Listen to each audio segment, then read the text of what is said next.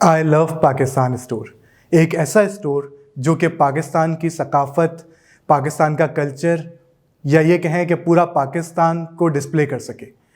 हम उसके अंदर बहुत सारी प्रोडक्ट रखना चाहते हैं, वो सारी प्रोडक्ट या ऐसे सोवेनिर्स जो पाकिस्तान को रिप्रेजेंट करें। तो ये वीडियो बेसिकली मेरे उन वेंडर्स के लिए हैं जो ऐसे प्रोडक्ट बनाते हैं जो कि पाकिस्तान को रिप्रेजेंट करते हैं।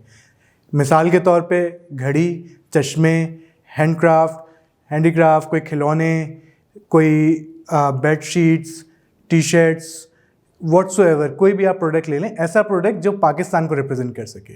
तो मुझे ऐसे वेंडर्स की तलाश है कि वो मुझसे कनेक्ट करें और हम उनके प्रोडक्ट अपने आई लव पाकिस्तान स्टोर में रख सकें, ताकि हम सब मिलके पाकिस्तान की एक पॉजिटिव और एक अच्छी इमेज पूरी दुनिया में फैला सकें। बहुत शुक्रिया।